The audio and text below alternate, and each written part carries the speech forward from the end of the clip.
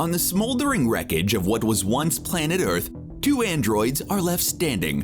One was created by a hero to protect the world only to destroy it. One was created to be the perfect being and has nearly achieved everything. The only thing that stands in their way? Each other. Will there be anything left after Cell and Ultron have their final battle? Anyone familiar with Dragon Ball Z in the MCU might be wondering how exactly Ultron could stand up against Cell. By the standards of Marvel movie bad guys, Ultron is pretty impressive. He's got a body of vibranium, an army of drones, and has a Sokovia-sized asteroid at his disposal, capable of leveling a planet. By Dragon Ball Z standards, though, that kind of power is pretty basic. DBZ characters are infamous for their ridiculous power levels, and Cell is extra ridiculous. The Marvel version of Ultron gets a little ridiculous himself. In the comics, he was created by a young Hank Pym instead of Tony Stark. Both versions rebelled against their heroic creators and went full-blown megalomaniac. Ultron is all about the upgrade. It seems like every time he shows up to plague the Avengers, he's in a shiny new body that's much more powerful than the one before.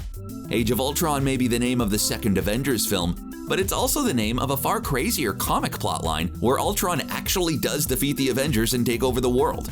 This version of Ultron features hundreds of golden Ultron drones, who are much more powerful than what we've seen before. This isn't even his most powerful form. Marvel vs. Capcom Infinite may not have been the best of iconic series of crossover fighting games, but it did feature one of the fiercest versions of Ultron yet. This version combined with the Mega Man X villain Sigma to become Ultron Sigma, a robotic monster who sought to conquer both the Marvel and Capcom universes. Then, in true Dragon Ball fashion, Ultron Sigma pulled out an epic final form, Ultron Omega. This hideous mechanical monster is the strongest boss in the game. As terrifying as he is, he's still not the most formidable Ultron form. Some of the most powerful versions of Ultron came from the storyline Annihilation Conquest. During this storyline, Ultron's consciousness took over the techno-organic alien race from the X-Men comics known as the Phalanx. This version, Ultron Phalanx, was able to take over both biological and technological beings, even powerful ones like Adam Warlock. So which Ultron is Cell gonna fight? What about all of them? Where do you even start with a villain like Cell? In the pantheon of impressive Dragon Ball Z villains, Cell holds the distinction of being one of the absolute fan favorites for a reason. That's because he possesses one of the most impressive powers and abilities we've seen so far in the series and then some. Built by Dr. Gero to absorb the androids 17 and 18 to become the perfect being, each new form of Cell is more deadly than the last. He's able to use Kamehameha waves, instant transmission, death beams, solar flares. That's just his offense too. If even one cell of his body remains, he will reform himself. That means you have to destroy him down to the microscopic level if you want him truly done for.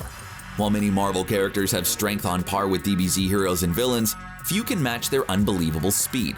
There might be a chance that Ultron picked a fight with the wrong synthetic being.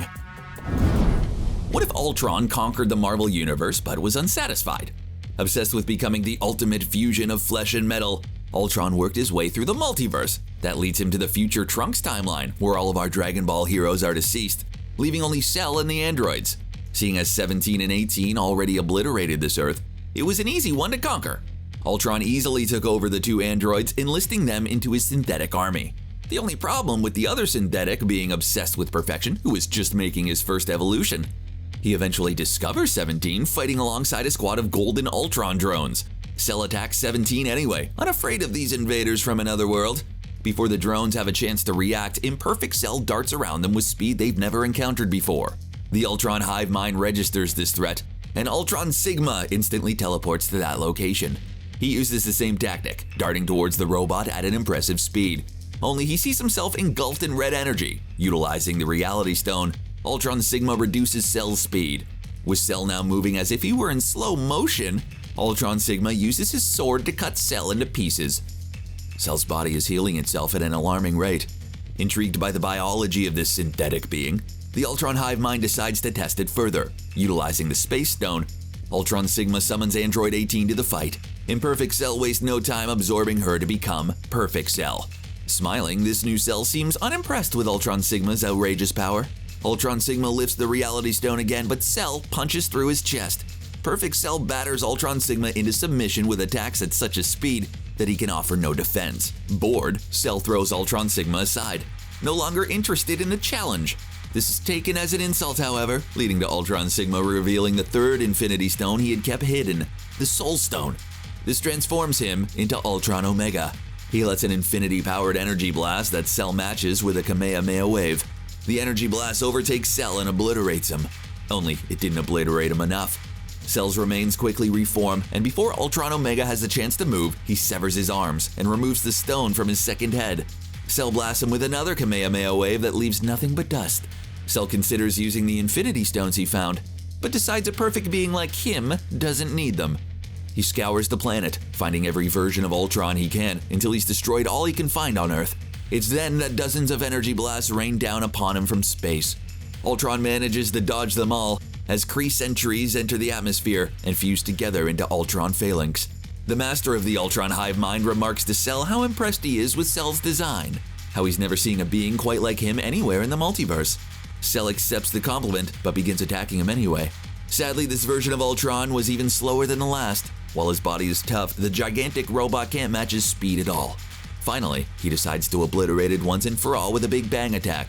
Cell admits to himself that he's actually disappointed with how the fight ended. It's then that Cell seizes in pain. He can feel something attacking him from the inside, taking him over from the cellular level. Before Cell has a chance to comprehend what's happening, using his abilities as a Phalanx, Ultron is taking complete control of Cell, achieving his final goal of becoming the perfect techno-organic being at last. As terrifying as Ultron and Perfect Cell are on their own, a merged Perfect Ultron Cell could be truly unstoppable. Wait, is Ultron Cell better than Cell Ultron, or… No, I had it right the first time. Ultron Cell sounds way cooler.